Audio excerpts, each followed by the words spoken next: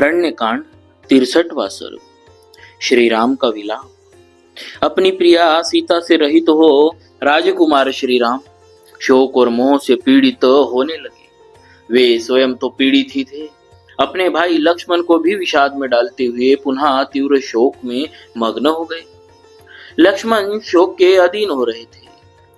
उनसे महान शोक में डूबे हुए श्री राम दुख के साथ रोते हुए गर्म उच्छ्वास लेकर अपने ऊपर पड़े हुए संकट के अनुरूप वचन बोले।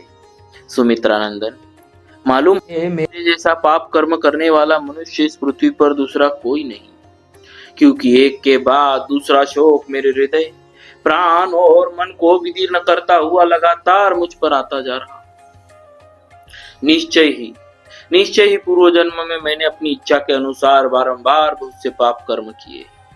उन्हीं में से कुछ कर्मों का यह परिणाम आज प्राप्त हुआ है, जिससे मैं एक दुख से दूसरे दुख में पड़ जाता हूँ। पहले तो राज्य से वंचित हुआ, फिर मेरा स्वजनों से वियोग हुआ, तत्पश्चात पिताजी का परलोकवास हुआ, फिर माता से भी मुझे बिछुड़ जाना पड़ा। लक्ष्मण, ये सारी बातें मुझे याद आती तब मेरे शोक के वेग को बढ़ा देती है।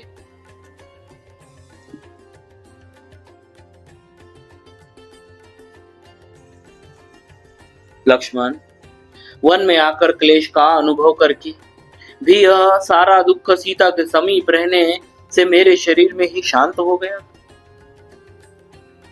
परंतु सीता के वियोग से वह फिर उद्दीप्त हो उठा, जैसे सूखे काठ का संयोग पाकर आग सहसा प्रज्वलित हो उठती है। हाय, मेरी श्रेष्ठ स्वभाव वाली भीरु पत्नी को अवश्य ही राक्षस ने आकाश मार्ग से हर लिया। उस समय सुमधुर स्वर में विलाप करने वाली सीता भय के मारे बारंबार विकृत स्वर में क्रंदन करने लगी। मेरी प्रिया की वे दोनों गोल निश्चय ही रक्त की कीच में सन गए हो। हाय, इतने पर भी मेरे शरीर का पतन नहीं होता।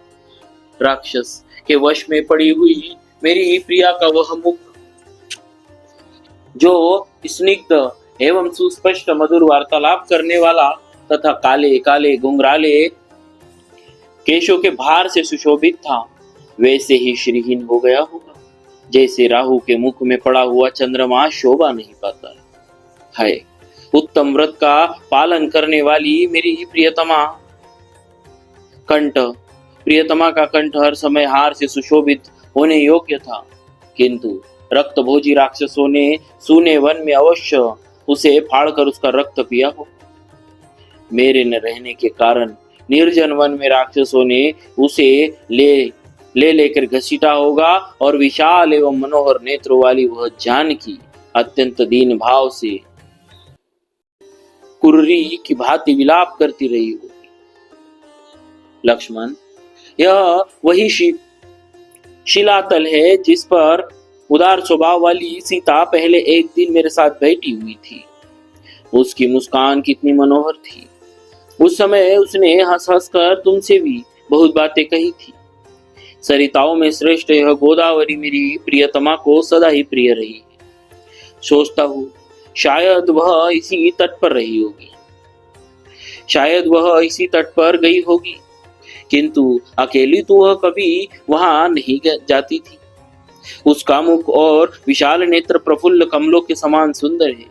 संभव है वह कमल पुष्प लाने के लिए ही गोदावरी तट पर गई हो, परंतु यह भी ठीक नहीं, क्योंकि वह मुझे साथ लिए बिना कभी कमलों के पास नहीं जाती थी। हो सकता है कि वह इन पुष्पित वृक्ष समूहों से युक्त और नाना प्रकार के पक्षियों से सेवित वन में भ्रमण के लिए गई, परंतु यह भी ठीक नहीं लगता, क्योंकि वह भीरू तो अकेली वन में जाने से बहुत डरती थी। सूर्यदेव, संसार में किसने क्या किया और क्या नहीं किया इसे तुम जानते हो। लोगों के सत्य असत्य, पुण्य और पाप कर्मों के तुम ही साक्षी हो। मेरी प्रिया सीता कहाँ गई, अथवा उसे किसने हर लिया, यह सब मुझे बताओ, क्योंकि मैं उसके शोक से पीड़ित हूँ। वायुदेव, समस्त विश्व में ऐसी कोई बात नहीं है जो तुम्हें सदा ज्ञात न रहती हो।